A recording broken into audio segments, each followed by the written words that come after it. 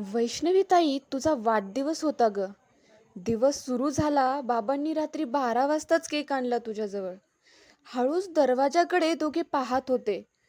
कदाचित वाट पाहत होते.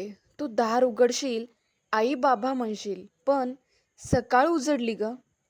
आईला आठवलं की तू आली का तुला मिसळपाव पाहिजेच.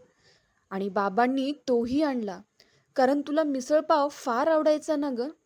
प्रत्येक वर्षी तू हट्ट करायचीस, काही ना काही मागायचीस.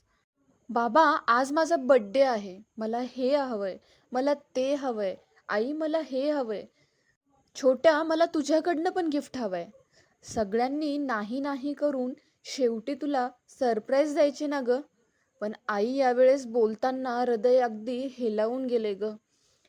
आई बोलून गेली, प्रत्येक वेळेस सरप्राईज आम्ही द्यायचो, पण ह्यावेळेस तिनेच आम्हाला मोठं सरप्राईज दिलं.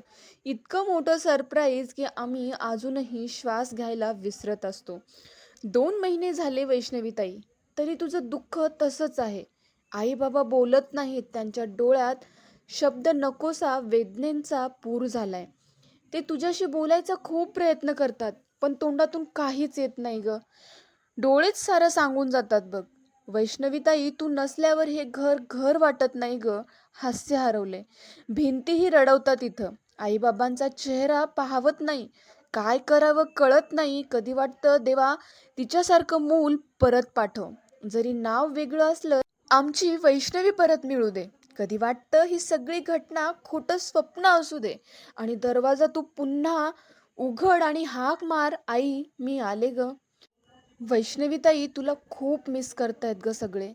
आई बाबांना तर खूप त्रास झालाय बघ. पण तू ऐकशील ना ग सगळं.